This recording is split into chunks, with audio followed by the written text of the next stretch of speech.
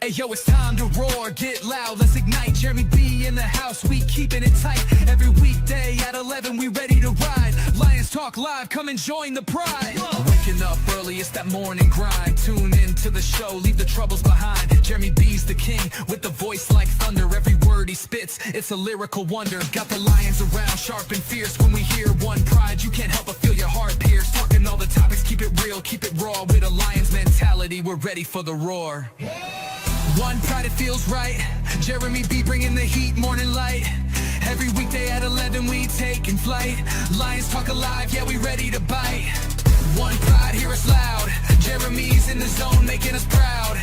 This is a Huddle Sports Network broadcast. You can find us on Roku TV, Amazon Fire TV, Facebook, and of course YouTube. Get all your NFL news here first.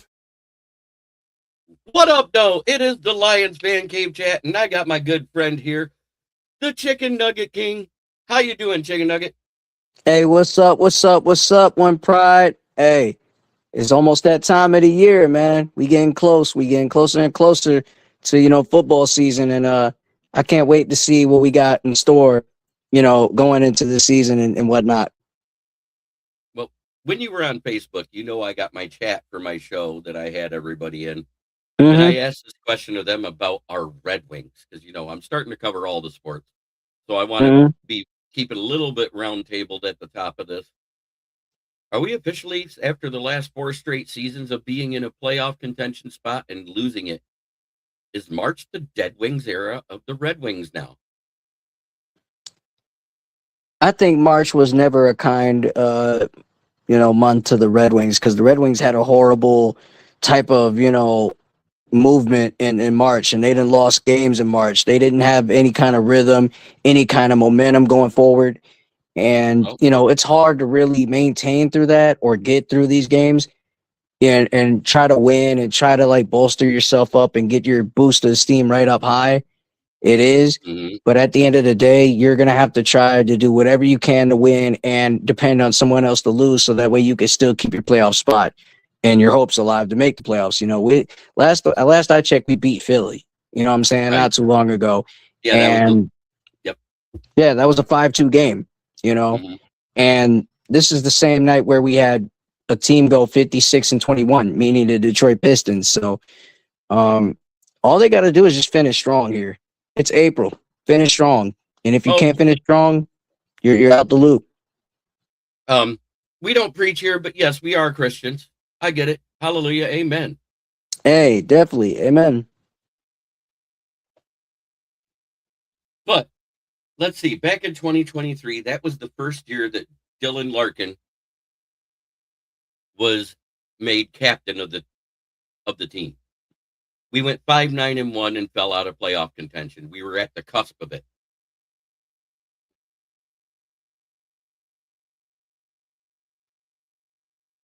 Being close ain't good enough.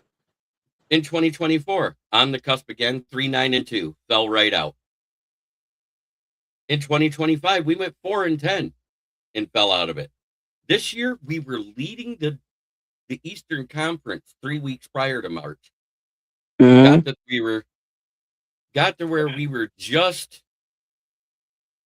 I think we were still 3rd place at the beginning of March. We went 5-7-2 and fell out of playoff contention. All of this is while Dylan Larkin is a captain of the team, is the captain of the team, and our frontline center. I think maybe it's time to strip him of the C. I know he's got a couple years left on his contract, but I don't think he should be captain anymore because he's not leading the team. And that is a problem. I think Mo Sider should be the captain. I think he definitely could step up and be, a cap for sure. I mean, it's definitely in the plans.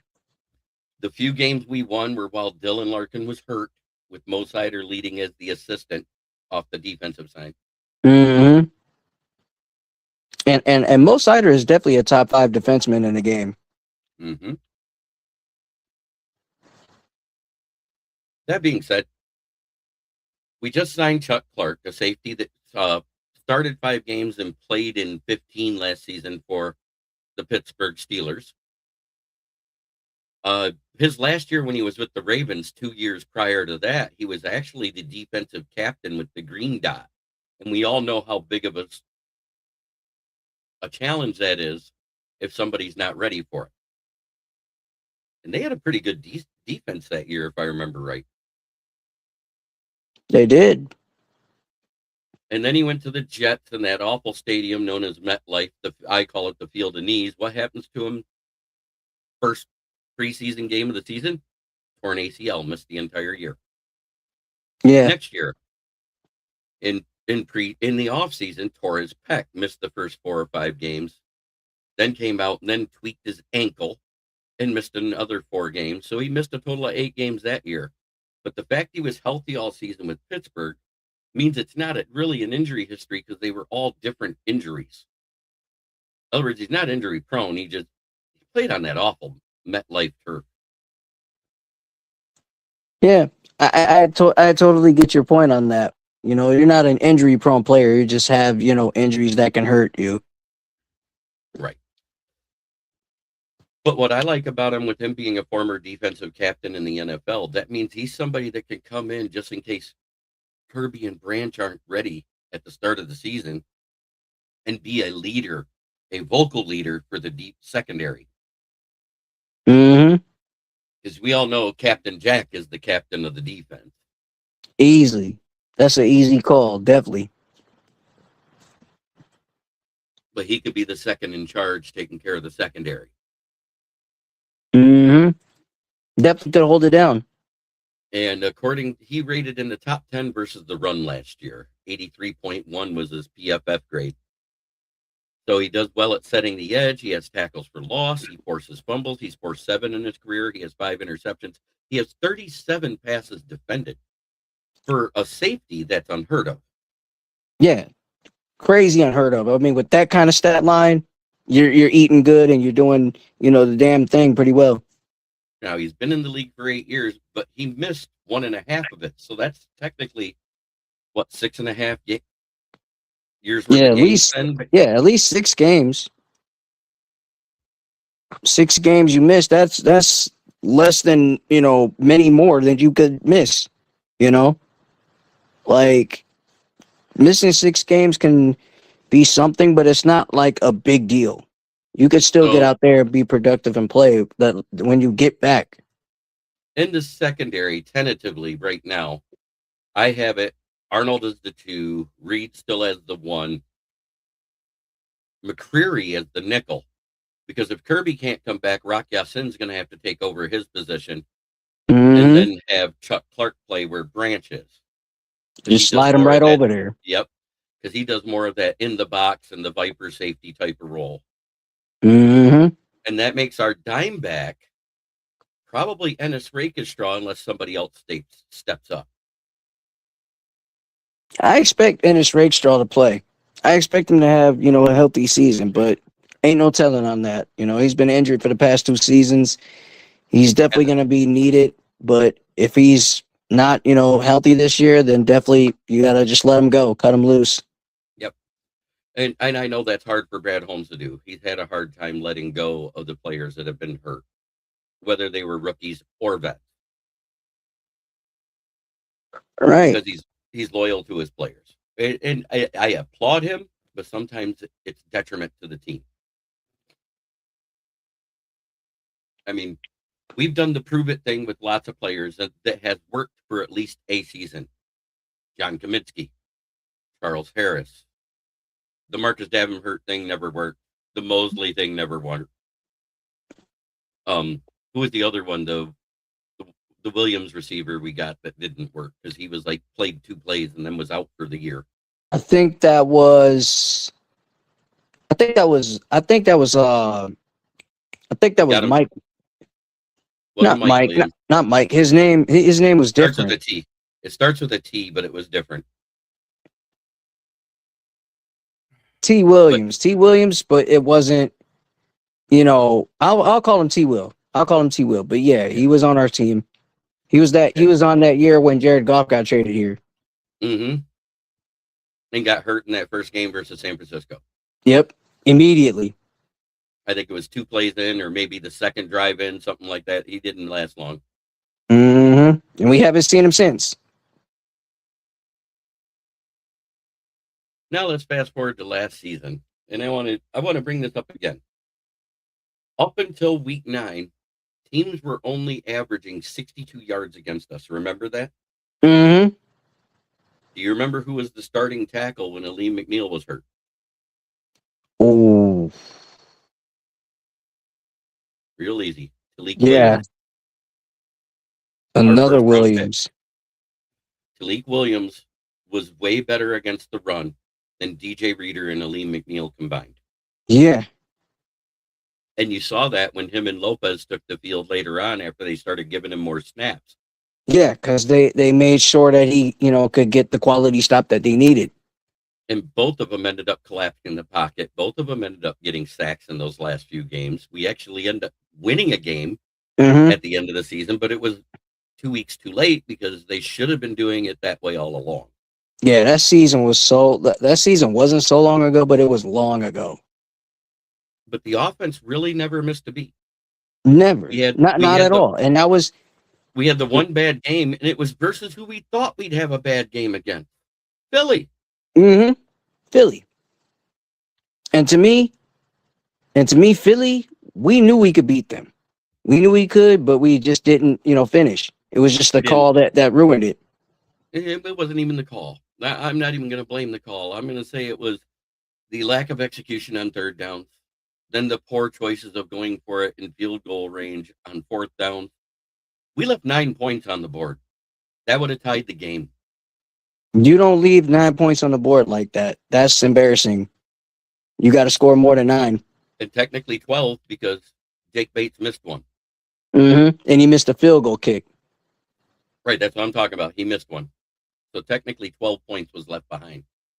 And that's last season, not the season before last season. But that was this past season. And the one thing I had a bone to pick with is that we just didn't know how to stay consistent and keep our foot on the gas that game. We didn't. There was games where we could, but there was games that we couldn't. Right. It was 50-50 that entire year. And we had a couple of derailed games, and you know what I'm talking about, whether it's bad calls or stupid mental errors, poor communication of the O-line, holes not opening up for the run game, making it depend on Goff. And he did answer that call. I'm sorry, 4,500 yards passing. He had, 31 touchdowns to 7 interceptions? Yep. So do the math. That's a 4.125 to 1 interception ratio. That means for every interception he threw, you got 4 touchdowns. And the bad part is he had a 5 turnover game.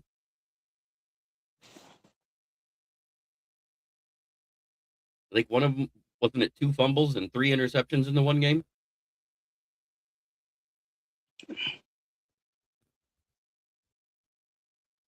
That was his worst game of the year.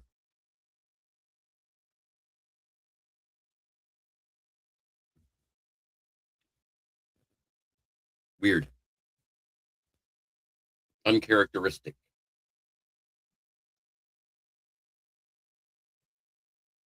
And then we picked up an assistant coach. Did you hear about the assistant coach we picked up? Chicken?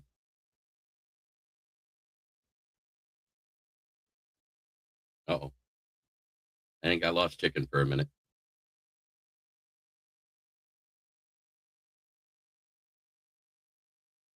Yep, can't even mute his mic. I think he dropped the signal. He'll pop back in.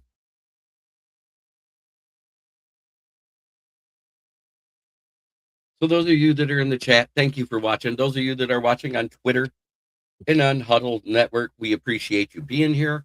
The Lions are still sitting pretty good for salary cap. Yeah. You good on the Wi-Fi? Oh, yeah, you're back. Oh, yeah, you're good. I lost you for a second. I asked you a question. Did you hear that we signed an assistant running backs coach? I believe so. We did. We did. We just did. Not too long ago. James Boobie Williams. We just And signed him. James Boobie Williams is a hell of a running back coach. Well, he played back in the 2010s with Washington State and had a brief 3-year stint till a career-ending injury hit him. It and it is what it is. That's the shelf life of the average running back in the NFL, anyways, is 3 years. Yeah, So because when he played ball in college, he was a guy that knew his ins and outs, his one and two. You know what I'm saying? Be elusive. So the energy and culture fit, because I did some looking into his coaching style. He's got that booby swagger, confident, vocal, and authentic. Expect him to connect with younger players fast, reinforcing the Lions' identity of grit, accountability, and emotional edge. His technical value, vision, and footwork drills. Williams specialized in touch space cuts and acceleration bursts. Pass pro fundamentals. He was a reliable blocker in college and something Detroit backs need to master. Film room communication. His air raid background at Washington State University gives him a modern lens for spacing and route timing. And his locker room impact that I'm getting is he's a bridge between players and Which coaches. would say that he believes him. Yeah, someone who lived the Brings the grind best and out can, of you. He's someone that and brings the best out of you. yep, someone who's lived the grind and can translate Campbell's intensity to actionable technique. Think of him as a culture amplifier, not just a position coach. I like it. Hmm. I like it too. I definitely like it. I just think that he's more of a guy that wants to be 50-50 and wants to make sure on the same page. Yep, absolutely. You seem to be having some connection issues, brothers. And that's what I'm liking hearing right now from Boobie. Oh yeah. So I think it was a great move. Um, Another guy to help in the run game with Petzing, because Petzing is more of that run first offensive coordinator. He can coach passing, don't get me wrong, but he's more of that run first guy. So I'm really looking forward to see what he can do.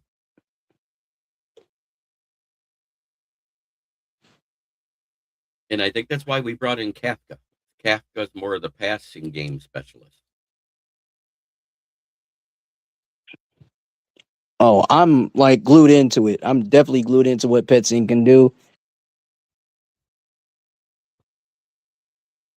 because they can balance one of the two, passing Hmm. and run. And when you balance the two, it works well. And what's good about having two offensive coordinators, one is the offensive coordinator, the other is assistant. Yeah, I'm thinking edge or linebacker. Because don't forget, we took Campbell at 18. So there's a history of him taking a linebacker that is good in that spot. I don't think it'd be Jacob Rodriguez. I don't see him as that high of a prospect, but maybe Anthony Hill Jr., Sonny Styles if he I definitely falls.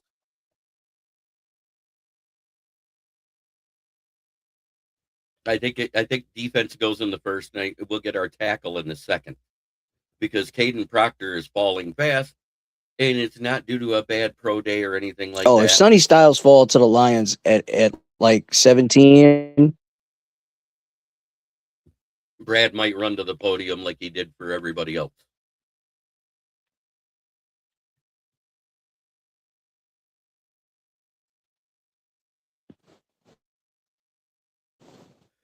But I'm leaning towards more towards Akeem Messidor. He's somebody that should be mm-hmm. there at 17, and with his experience in college, being a 6-year guy, used all 5 years of eligibility. He's 25. That's not really that old if you're coming out of college. It's a big difference. You play and on average 3 less games total than you do the entire season in the NFL.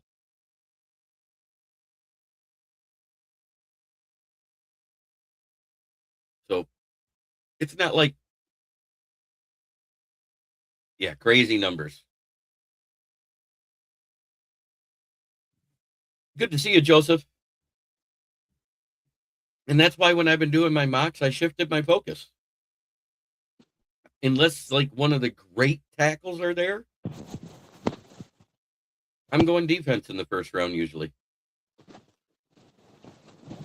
I mean, if Fanu's there, or Mawagawa, or Monroe Freeling, it's a no-brainer offensive tackle pick in the first round. But if it's not one of those ones, you go edge or linebacker. Do you agree with that, Chicken Nugget? Absolutely, wholeheartedly agree. You know, if last I saw, on NFL Network that Spencer Fano could drop to the Ravens or the Chiefs in their mock drafts, but if he does fall at 17, pick him up. I mean, it wouldn't hurt. Either way it go at 17, you might get a splash out of Akeem Mesidor, or if Ruben Bain's there. Here's the thing that I see about it is that the top end talent at tackle is really good, but there's a big drop off to that second tier guy. Mm-hmm. And then as far as the defensive ends, it's not as big of a drop off, but it kind of plateaus and it stays all the way through. You know what I mean? There's the upper echelon, which is your Ruben Baines, your Akeem Mesidors, David Bailey, those type of guys, the ones at the top. I think there's like 4 or 5 of them. And then you get a little drop off, and there's a bunch of these guys that will fill those roles. Yinzer, good to see you, brother. I got to do it. Where is it at?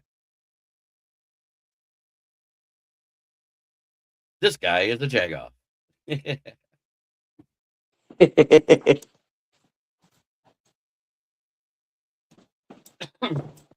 So I'm going to let you tell me who to pick. I'm going to put up, you might want to make your screen full so you can see it. We're going to do a mock, and you're going to do one, then I'm going to do one. Ready? Yeah, right.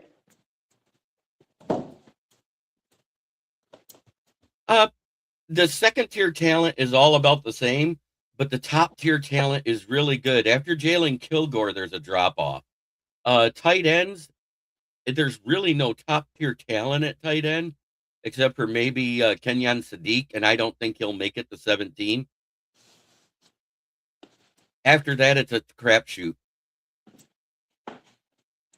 Yeah, don't mind me. I'm listening. I'm just taking out my dog.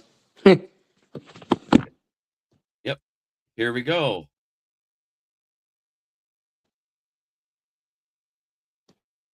All right, so wow, Mekhi Lemon's there, and we don't need a wide receiver is the crazy thing.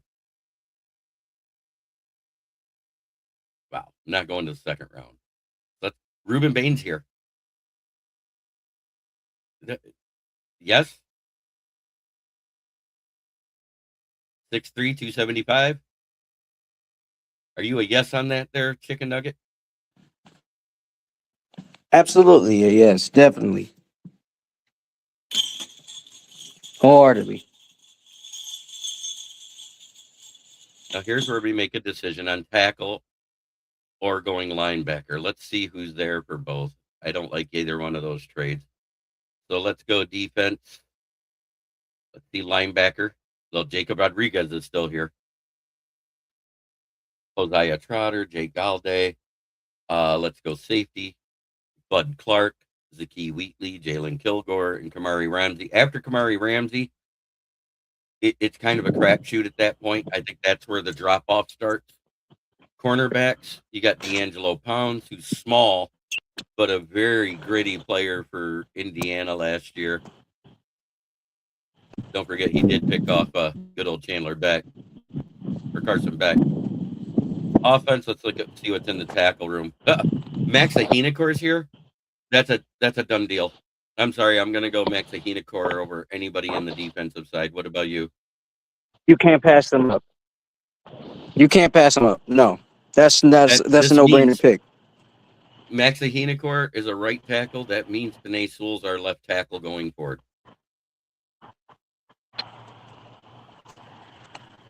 Mm-hmm. You know, you could debate on the linebackers and stuff like that, but I think that was the right pick. Now here's where you go linebacker first. Absolutely. Aiden Fisher is here, but you can get him later. Charles Demings is here. Safeties wise, Lewis Moore, Robert Spears Jennings. I kind of like this guy. I'll show you why. 6'1" and 219.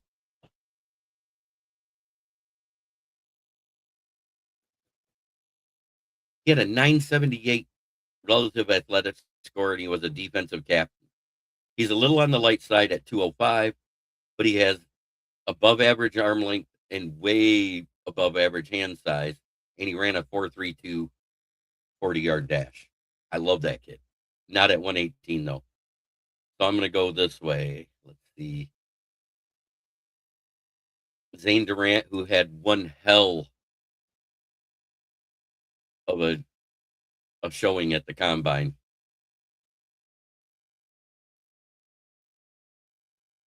He's 6'1" and 290, which puts him in that tweener category, but he's had no health concerns at Penn State. But the guy I really love, the Godfather. Look, it even talks about him. This is the first one we actually seen a write-up. Look at this.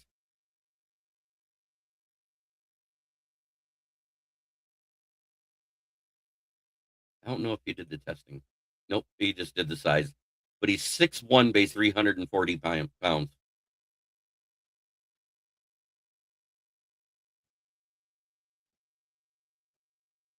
We went over that. Will Lee isn't bad, but I thought he was on the short. He had 6'1" and 190. Toriano Pride is the midget that can run like all get out. He was the fastest guy in the.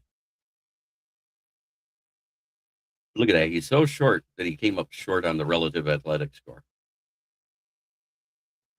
even with those great numbers.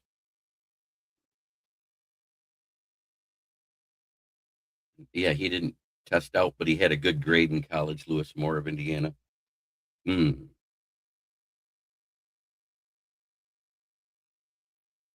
I know. Zane Durant or Dante Corleone. It's up to you. Chicken.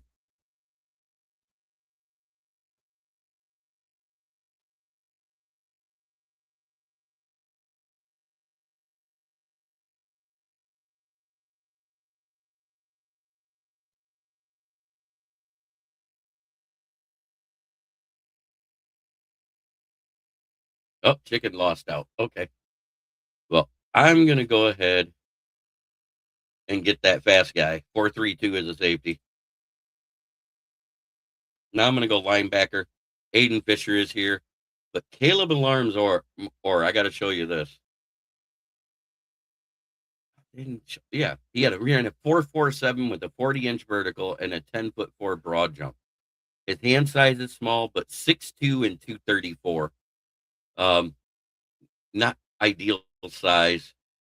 Whereas Aiden Fisher was a smaller size one too. 6'1", 232, 9.5, a little bigger, about the same size arms.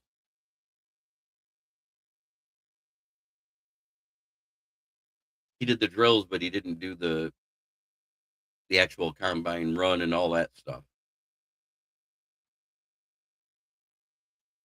This is the guy I love that we can get later. He didn't test out either, but 6'5" and 233. I love Lander Barton.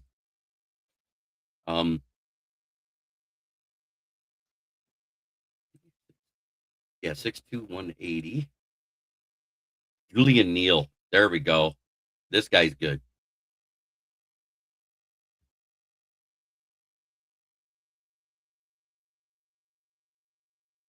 See, look, Lewis Moore is still here, but I like Deshaun Singleton better. But another guy I like is this Wydett Williams.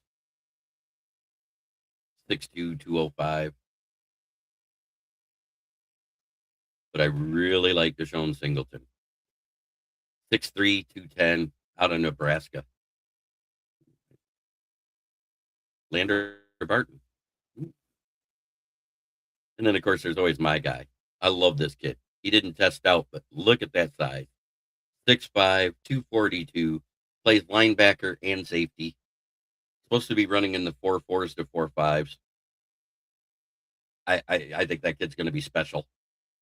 I almost want to grab him here because I don't know if he'll fall any further. I'm going to take Lander Barton. He's kind of like Jack Campbell. He's a 4.5-ish guy. Plays with his head. He's real smart. Doesn't get a lot of penalties.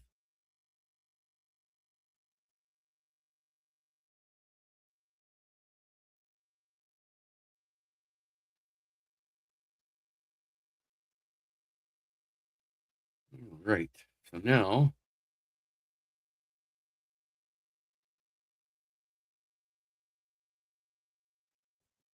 I think I'm going to double down here. Nadami Tucker. He's only going to be a 3-4 outside linebacker. 6'5", 263. Patrick Payton, 6'4", 260. This is one of the guys I love.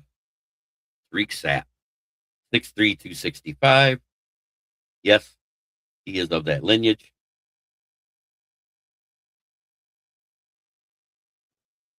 What? There's a trade offer. 205, 207, 232 for Houston, 7th next year. It says we win this trade. I'm taking it.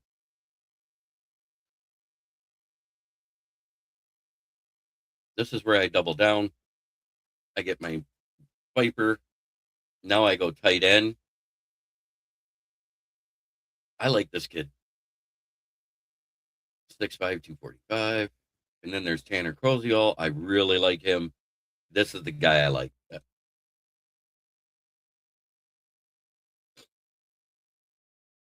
And we still got another pick, so I can actually go and get my guy, the wrecking back, Chip Trayanum. He was not invited. But look at that. For a little guy, he's got a nice wingspan. His hand size is above average. Look at the weight. 5'10" and 224. And last but not least, I call him the super sleeper QB, Jack Strand.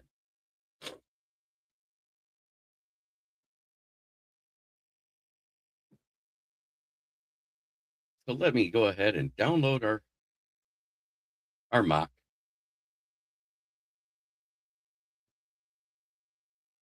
Come back here. Move from screen. Stop the sharing. Make it so my face isn't so darn big. And we're going to load our mock up.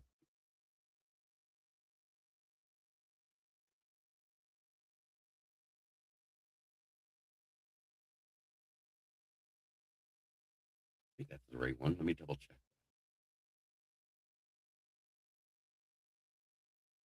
Yep, there it is. Okay. Yeah, Cole Payton is another sleeper too, but I prefer Jack Strand. Oh, so KC took our pick. This is an old one. This is not the one I just loaded. What the heck's going on here? I didn't trade that far back.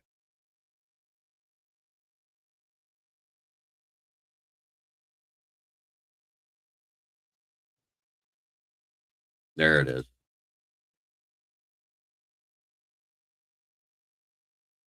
Yeah, there we go. Yes, Cole Payton is another sleeper, but we ended up with 10 picks because I traded one and got 2 back, gave up our next year's 7th and picked 205.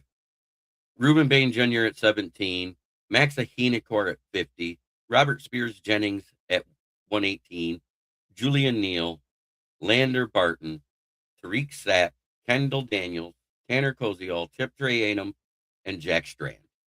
I just think those all they're moves that make sense. And Max Ahinacor isn't expected to just jump right in and be the starter unless he earns it, because we got Brian Barch and Larry Borum there. I think Larry Borum. What's up, Chicken Nugget? What's up, buddy? Yeah, I saw you dropped out. That's okay. This is what we ended up with. I took one trade at 205 and went back to 207 and got 232. Ruben Bain, Max Ahinakor, Robert Spears Jennings, Julian Neal, Lander Barton, Tariq Sapp, Kendall Daniels, Tanner Koziel, Chip Trayanum, and Jack Strand. Yeah, those are some solid picks. I had 2 edge, 2 linebackers, a corner, Mm-hmm. a safety. One of the linebackers can play safety.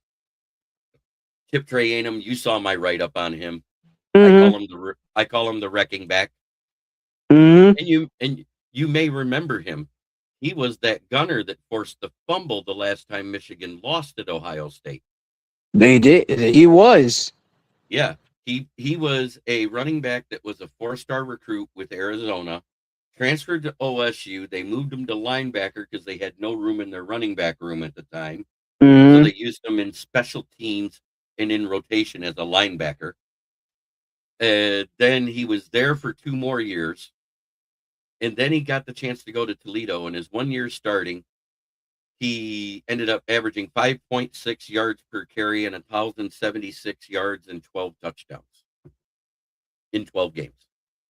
Yeah, that is like a true testament to what he can do for you as a football player. Like he's definitely a guy that's gonna, fulfill like the role and step into the role and make sure that his role matters and play, up to his ability, because if when that role matters, it matters. You don't want to let go of the role that you got, whether if it's gunner, whether if you're starting, you're just going to make the best of it out there. And I think he's going to be a very solid gunner, in the league. Yes, Jack Strand's release is lightning fast. That's what I like about him. He when he makes his decision to throw, it's quick, it's deliberate. He also has that arm elasticity to throw it from different angles, like a certain other quarterback that we had here that did it way before Patrick Mahomes. So that was our mock draft. What do you think there, Chicken Nugget?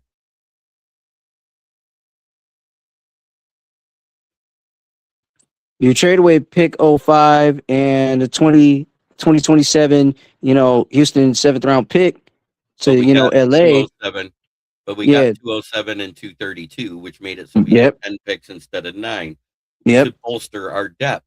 And that really isn't going to change how much you pay out.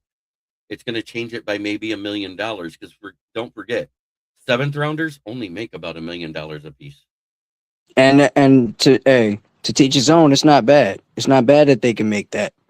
But I'm more worried and concerned of, the play, the production of what Right. these picks can do.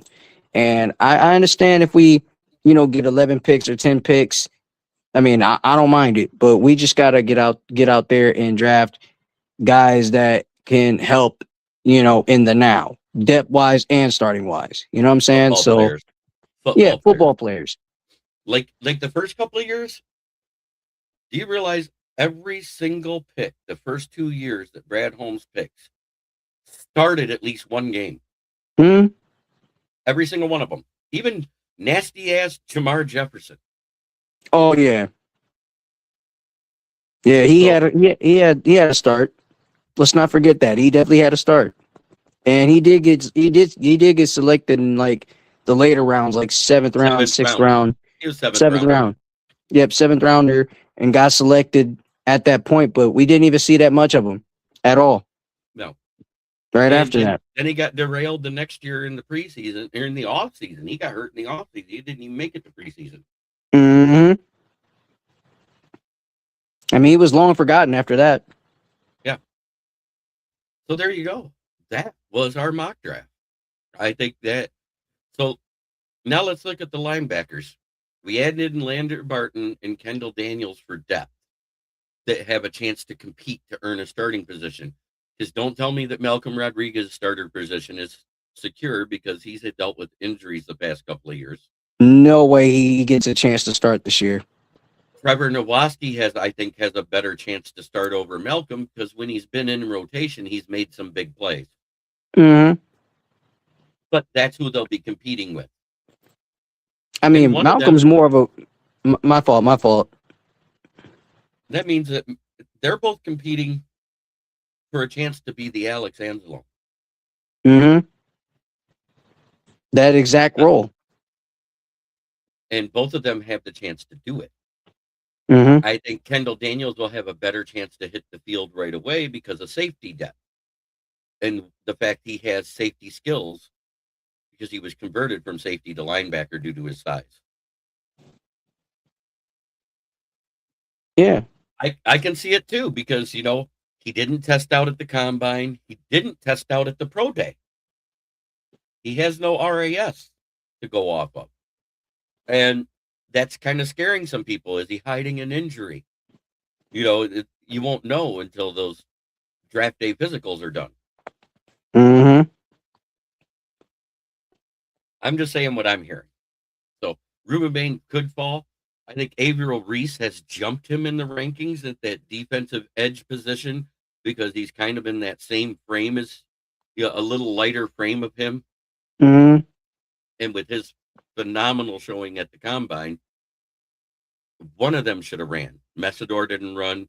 Ruben Bain didn't run. And I think it's costing them both money and draft position. Mm-hmm. It did. But quick question, where do you see Arvil Reese even falling? I have him going top 10. I see that as well. I definitely think it'll go top 10. It's possible. One of those teams that likes the positionless players, because we are one of those teams. We like positionless players. Oh yeah, they might go for the guard out in Penn State. They just might. No one. I'm hearing that they're more high on Mekhi Lemon there in Baltimore because they need a number one now that Likely's gone and the other guy was a free agent. But Baltimore, they love their guards. They love their guards. They love their guards, they love their centers, and they love wide receivers. That's what they love to draft. Oh yeah. Just to give Lamar Jackson some help. Mm-hmm. So that pretty much rounds out the Lions fan cave chat because there's not a lot of other news out there other than what Dan Campbell said about when they were comparing Jeremiah Love to Gibbs. He goes, you really can't do that. Love is a great running back, but he's not the same type of weapon that Gibbs is. We could line Gibbs up at wide receiver. And this is his exact words. He goes, Gibbs is one of those guys that's fast enough to do everything on the field on the offense other than quarterback. I was just going to get to that because Gibbs could be utilized out the slot too. Right. And they're saying they're going to use him more in that wet role, but we've heard that every year. But at the same time, if you look at his stats, they did it. His first year, 55 receptions. His second year, 66. Last year, 77. It's gone up 11 receptions each year. And he did actually line up in the slot a few times. But at the same time, now that we have this three-headed monster and we've seen Tesla starting to develop, I kind of want to see more of him than Gibbs in the slot. Just to keep Gibbs in the backfield, let Tesla work at the slot. Mm-hmm. It's smart. It's a smart way of thinking with that offensively. And I love the fact we got Tyler Conklin, a guy that blocks and can receive out of the backfield. And fun fact, he trained with my brother. Oh, nice. Yeah, back when my brother was playing ball. Like, he's not playing now. Like, my brother. Like, he's all into the game of, like, the spectrums and the understandings of how to work as an athlete. That's what he was training with, with Ty Conklin. Because Ty Conklin is a guy that likes to work and go, just 0 to 100, and that's what he wants to do, especially when he's blocking. So let's go through our offensive line right now as it sits. I think Penei Sewell is our left tackle because Ben Barch and Larry Borum are both right tackles. Correct? Yeah, correct. I think the battle is at left guard between Mahogany and Frazier.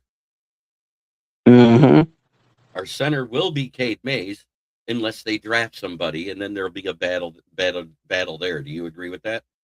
I agree with that, but the Cade at the center is a no-brainer. Right now, he is the Mhm. center until draft time. That's all we know is he's our center. We Yep, know up our until right further guard. notice.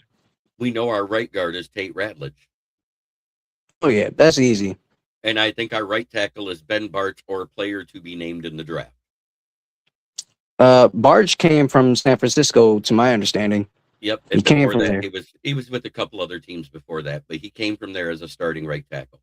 I think that was either was he there last year or a Yeah, year he was there before that? last. He was Yeah, last year last and the year. year before. Yep, he was. Mahogany sounds like another word for crisis. I mean, it could be. It could be. And he had flashes even last year when the whole O line was bad. He wasn't horrible. He just wasn't as good as he was his rookie year. Because his rookie year, nobody knew him. Nobody knew his tendencies.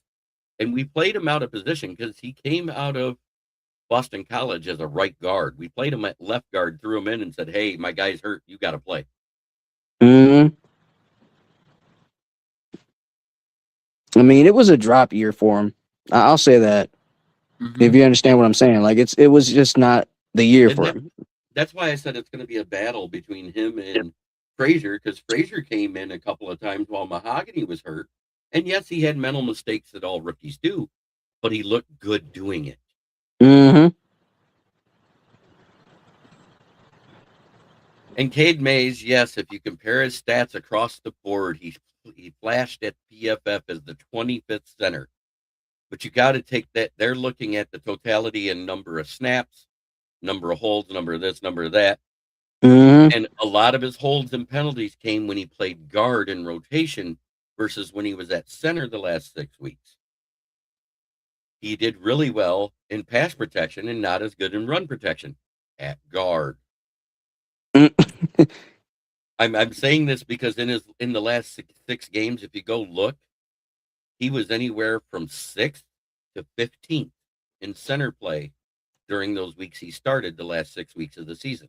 And let's not forget, at center he did not allow any sacks. And he did not allow any sacks. And I think in those 6 games he allowed 5 pressures, if I read it correctly. But A solid 5 pressures. Crazy. In 6 games, only 5 pressures.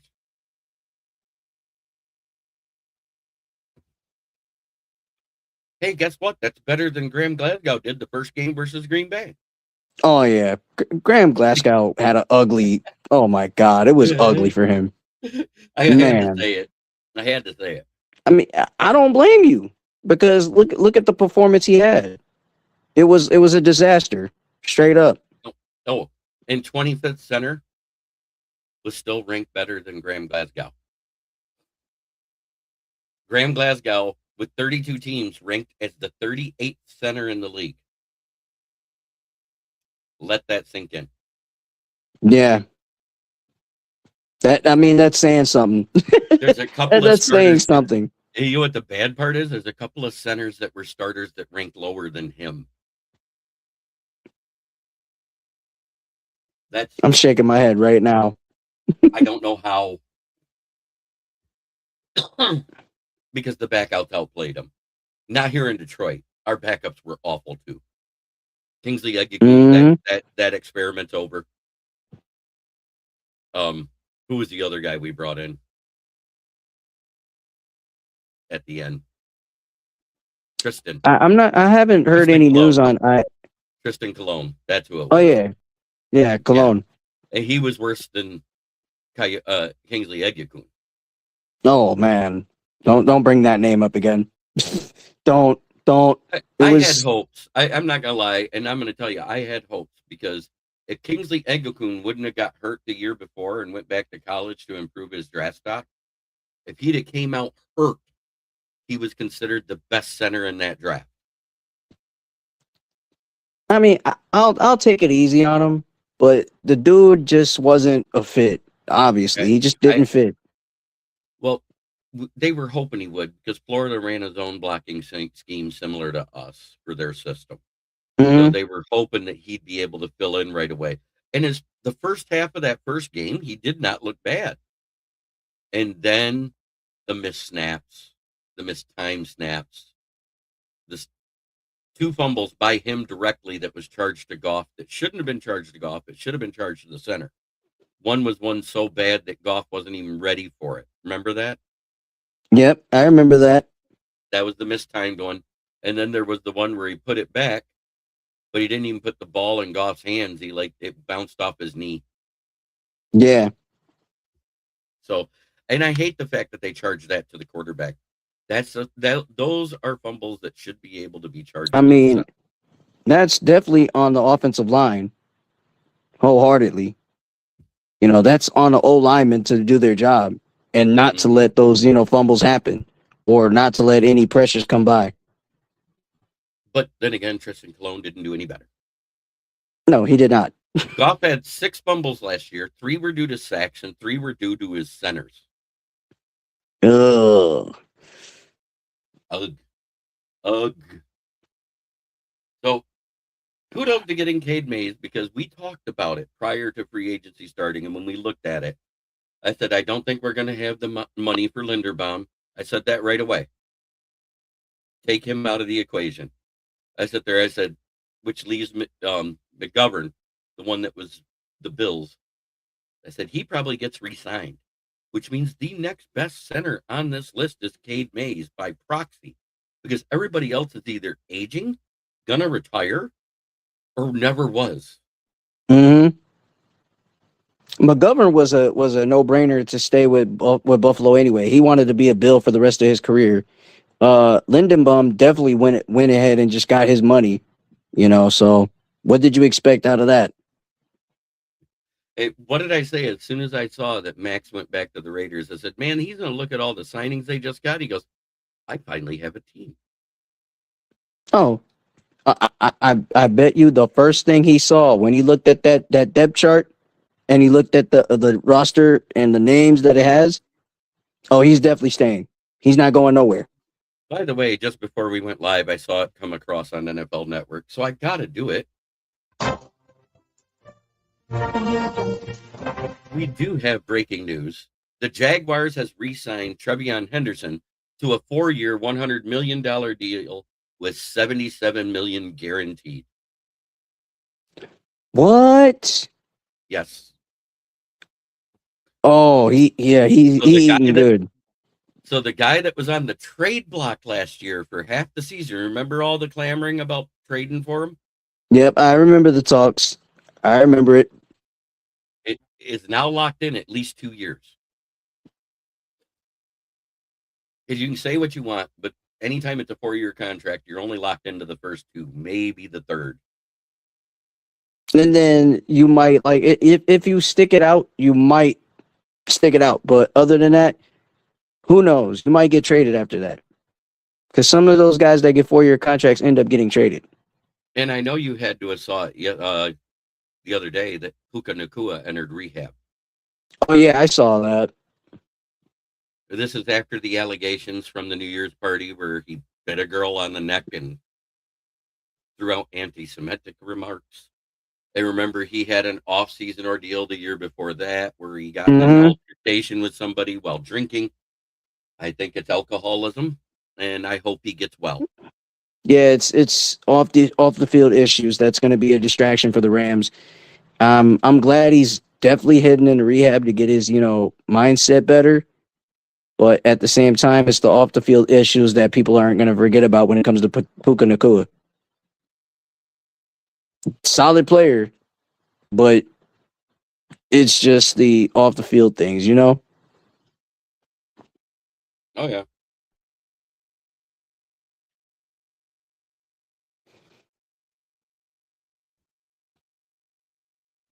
So that has been the news of the week. Oh, and JSN got a bag. Now the highest paid wide receiver in the league. Oh, there ain't no way he was leaving Seattle. Come on now. It Ain't no even way. his 4th year. They did it ahead of time. Remember, he was a 2nd-round pick. He's going into his 4th year. This was his 3rd year. So it was smart of them to get ahead of it. But I think they overpaid a little bit. Mm-hmm. I think it's because of the market. If I'm not mistaken, was it over his option? Did they pick up his option? Was he a first round pick or a second? I thought he was a second Second, I round think. pick. Yeah, he was second round. He Had got to be second round. no fifth year option, so they had to do it this season. So instead Yeah. of letting it get to that point and deal with a possible holdout, because you know how they do, they're going into their fourth year, they'll hold out in training camp. They get Because they want their money. They got it done, but they paid him more than Jamar Chase. Come on I'll now. leave it at that. They paid him more than Jamar Chase. And Jamar Chase wanted a crazy bag. He got a crazy bag. He got 40 a year. This guy's getting more than that APY. I think it breaks down to 44.5 million per year. Mm-hmm. Let me see. Let me do the math. 100. Yeah, 44.5. That's exactly what it is. Wow. So all we have left to add into our roster for this year is Ben Barch, Teddy Bridgewater, and Chuck Clark to come off of a total of $24.5 million. I think when all's said and done, we'll be sitting around 19. Mm-hmm. And we need 12 million of it to sign our rookies where we sit with the 9 picks. So I don't know if we'll be as active trading because you don't want that number to go up much, because you want to save that 4 to 7 million for injury signings throughout the season, because it's not a question of if injuries happen, it's when.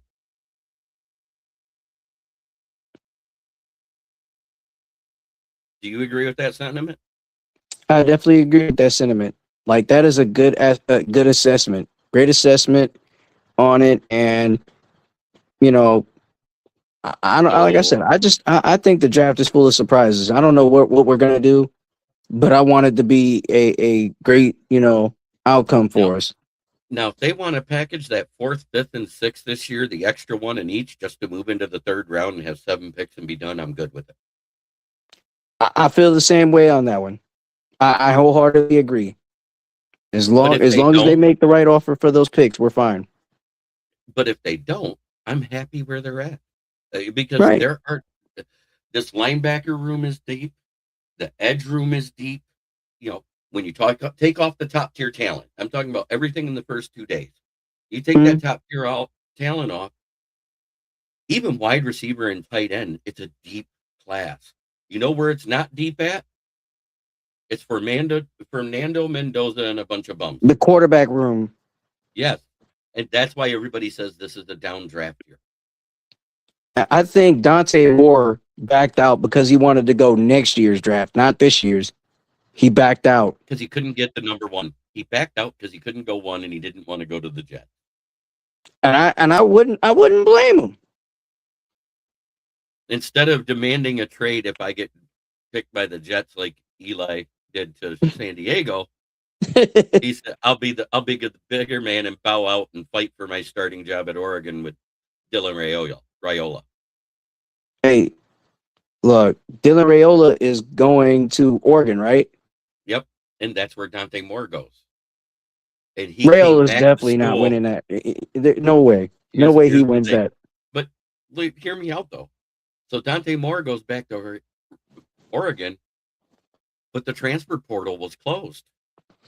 You see what I'm getting at there? So it's going to open up. It's going to be an open competition between them, and if Raiola wins it, kudos to him. Good for him and his father, Dominic Raiola, that used to be our center. Former Detroit Lion. So there is a tie there. That's all I was getting at. So I'm hoping for him. I like the kid. But that we have made it through our hour, Chicken Nugget, and I want to say thank you for being here. Tell everybody how to find your channel. Hey, you guys can find me at Chicken Nugget King 313 Sports right here on YouTube. I'm sitting at 374 subscribers.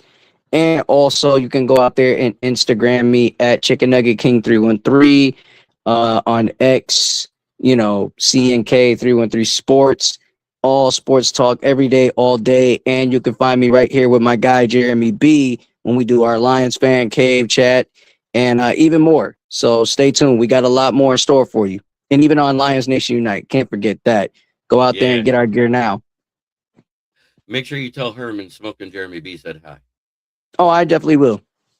All right. Well, everybody, you have a great weekend. Try every day to be a better person than you were the day before. It's the only way to make the world a better place. It starts right here. Much love to everybody, and we are out.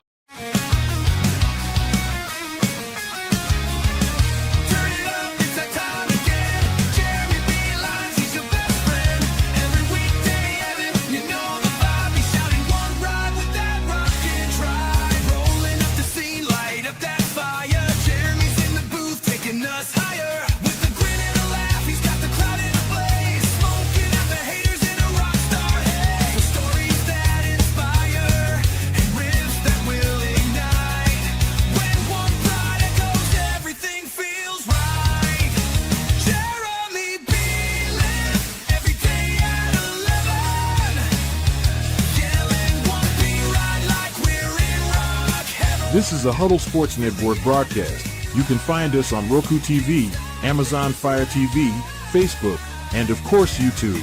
Get all your NFL news here first.